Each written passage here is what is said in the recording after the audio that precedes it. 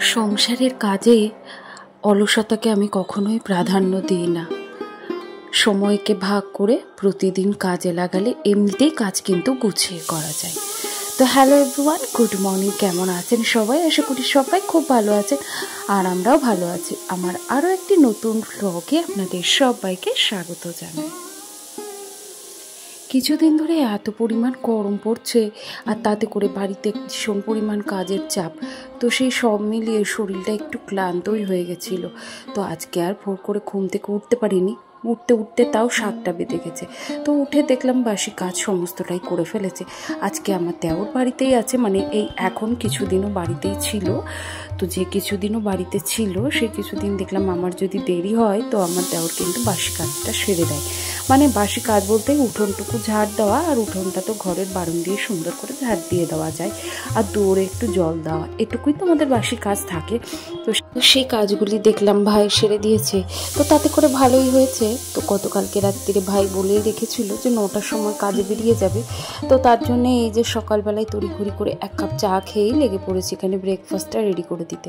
ব্রেকফাস্টটা আগে থেকে যদি রেডি করা থাকে তাহলে সমস্যা হয় না, যে যখন খাবে তাকে দিয়ে দিলেই হয়। আর আমার বাড়ির সবাই কিন্তু একসাথে ব্রেকফাস্ট করতে বসে না। তার মধ্যে যেমন হচ্ছে ধরুন আমার শ্বশুর মশাই প্রত্যেক দিন একই টাইমে খান না, ওনার আবার একদম এক টাইমেই লাগবে, মানে 9টার থেকে 9:30টার মধ্যে। দেরি হয়ে গেল আবার সমস্যা, আবার নিজে যদি কোনো দিন দেরি করে ফেলে তাহলে কিন্তু সমস্যা নেই। তো আমার যদি দেরি হয়ে যায় তখন কিন্তু বাড়িতে বিশ্বযুদ্ধ বেঁধে যায়। তো যাই হোক, সেই সমস্তর জন্য আগে ভাবলাম কি ব্রেকফাস্টটা রেডি করে নিই। তারপরে তো সংসারের এ কাজ সে কাজ টুকিটাকি কাজ বিভিন্ন রকমের কাজ থাকেই, তো সেগুলি করব। তো এই যে আমটা ভিজিয়ে রেখেছিলাম, তো এখানে আপাতত ভাইকেই আগে দিয়ে দিই। বাড়ির বাকি সব সকালে মানে সকলের খাওয়ার এখনও অনেকটাই দেরি আছে, তো তাদেরকে তাদের সময় মতো ছাড়িয়ে দেবো। আগে থেকে ছাড়িয়ে রাখলে আমের গায়ে একটা কালো আস্তরণ পড়ে যায়, তো সেটা দেখতে বড্ড বাজে লাগে। আর এমনিতে আমার সোনা কিন্তু এইভাবে খেতে চায় না, আর ও যদিও রুটি খাবে না। আর এরই মধ্যে ওপাশে ভাতও বসিয়ে দিয়েছিলাম। মায়ের শরীরটা বলছিল ভালো নেই, তো মায়ের বড় ছেলে বলছে কি আর কি, যে মানে আমার হাজব্যান্ড বলছে যে মাকে সকালবেলায় ভাত করে দেবে। তো আমি আগে ভাত করেই দিতাম। তো মাঝখানে কী হয়েছিল, মা নিজেই বলছিল যে ভাত খাবো না, তো তার জন্য করা হয়েছিল না। আসলে কি বলুন তো, সকালবেলায় যদি ভাতটা করি তো সেই ভাতটা খাওয়ার আমার বাড়িতে লোক কেউ নেই, তো একমাত্র মাই খায় ভাত, আর তাছাড়া কেউ ভাত খেতে পছন্দ করে না। আর এই ভাতটা বেলা অবধি কিন্তু নিয়ে যাওয়াও যায় না, ওইদিকে আবার নষ্ট হয়ে যায়। তো তার জন্য একটু বেলা করে ভাত করলে দুবেলা হয়ে যায়, আর ভাতটা রাত্রিবেলা একটু গরম করে নিলেই কিন্তু হয়ে যায়। তো যাই কারণে ভাবছিলাম ভাত করছিলাম না, মা বারণ করায়। তো আজকে আবার ভাত বসিয়ে দিয়েছিলাম, ভাতের মধ্যে আলু সেদ্ধ ডাল সেদ্ধ এটা দিয়ে দিয়েছিলাম, ডালটা আলাদাই সেদ্ধ দিয়েছিলাম। তো ভাত ডাল আলু সেদ্ধ দিয়ে মাকে খেতে দিয়ে দিয়েছি, ওদিকে রুটি তরকারি সবাইকে দিয়ে দিয়েছি, মানে রুটি আম তরকারি না, কারণ এই কদিন আর তরকারি করছি না, কারণ এই যে আমের সময়ে আম আছে, তো আম থাকলে রুটির সাথে আর কিছুই কিন্তু লাগে না। আর এই তো এদিকে আমার সোনার ব্রেকফাস্টও দিয়ে দিয়েছি। তো সোনা যেহেতু কিছুদিন ধরেও শরীরটা ভালো যাচ্ছিল না, আসলে ও ওয়েট লসের মধ্যে থাকলে কিন্তু ভালো থাকে, মানে ডায়েটের মধ্যে থাকলেই ও ভালো থাকে, আর যখনই একটু উল্টোপাল্টা খাওয়া হয়ে যায় তো তখনই ওর শরীরটা খারাপ করে। ওর রেগুলার ডায়েট চার্টে যেটা থাকে, মানে দই চিয়া সিডস আর সাথে শসা, একটা ফল আর একটা ডিম সেদ্ধটা যদিও রোজ খায় না, একদিন স্কিপ করে খায়। তো এই আর কি সমস্তটাই দিয়ে নিয়েছি। আর এদিকে প্রচুর কাঁচা ছিল গতকালকের সমস্ত, মানে পরশু দিনকে আমি সব তুলে রেখেছিলাম, তো কালকে কাঁচা হয়েছিল না। তো মা বললো গতকালকে দশহারা ছিল, তো তার জন্য কাচতে নেই, গতকালকেই তুলে রাখা হয়েছে। তো সেগুলি সকালবেলায় সার্ফের জল দিয়ে ভিজিয়ে রেখেছিলাম, তো এতক্ষণে খুব সুন্দর ভিজে গেছে, তাই ভাবলাম কলতলায় রোদ্দুর আসার আগেই কেচে নিই। কারণ আমাদের যে ওই যে পুরোনো ঘরের বারান্দাটা হচ্ছিল, আপনাদের তো দেখালামই, মিস্ত্রির কাজ হয়ে গেছে, তবে বারান্দার মধ্যে মিস্ত্রি কিন্তু জল বাঁধিয়ে দিয়ে গেছে, কারণ জলসান হবে, তো তার জন্যেই বললো 4-5 দিন জল থাকবে। আর মেশিনটা যেহেতু ওই ঘরেই আছে জলের মধ্যেই, মানে কাঠের উপরে বসানো রয়েছে, তো ভাই বলল যদি কোনো সমস্যার সৃষ্টি হয় বা ইলেকট্রিক্যাল কোনো প্রবলেম হয়, তো ওই জন্যই মেশিনটা চালাইনি। আর বাথরুমের মধ্যে বসে কাচাও হবে না, তো একেবারেই মোটরে জল তুলে নেওয়া হয়েছে, ওই জলটাতেই সারাদিন কাজ করতে হবে, আবার ও রাত্রিবেলায় এসে তুলে দেবে।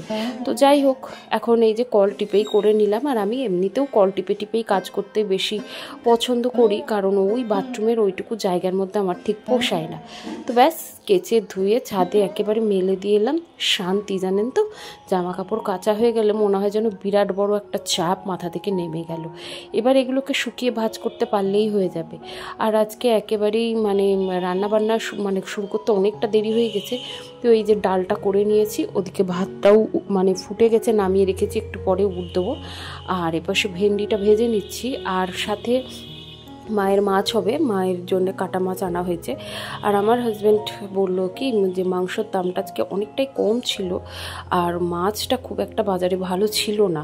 তো মেয়ে তো অন্য যে কোনো মাছ খেতে চায় না, তো ওই জন্য বললো কি যে আজকে মাংস এনে নিয়েছি, তো আজকে সেদিনকার মতো চিকেন কষা করবে। আসলে ওই মানে যেদিনকে ষষ্ঠীর মধ্যে যে রান্না হয়েছিল সেই রান্নাটা খুব পছন্দ হয়েছিল, তা আলু ছাড়া। আমার সোনাও বললো যে মা ওইভাবেই চিকেন কষা করো, তাই সেইভাবেই করে নিচ্ছি। আর চিকেন কষা সাধারণত আমি এইভাবেই করে থাকি, তো এইভাবে করলেই কিন্তু চিকেন কষা খেতেও ভালো হয়। আর আমার অনেক দিদিমণিরাই কিন্তু বলেছেন যে চিকেন ভেজে রান্না করলে খুব সুন্দর খেতে হয়, চিকেনটা গোটা থাকে।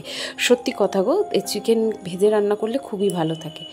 আর আমার অনেক দিদিবোনেরা কমেন্ট করে, কিন্তু সব দিন আমার কমেন্ট পড়ে ওঠা হয় না। আসলে আপনাদের সাথে কথা বলতে বলতে আপনাদের কমেন্টগুলো যে কখন পড়বো সেটাই আর কি বোঝা হয় না। তো অবশ্যই পড়বো, আজকে আর হলো না, কারণ আমার ফোন দুটো, একটা ফোনে আমার সোনা পড়াশোনার বিভিন্ন রকমের কাজ করে, তো তার জন্য আর কি সবসময় হয়ে ওঠে না কমেন্ট পড়া।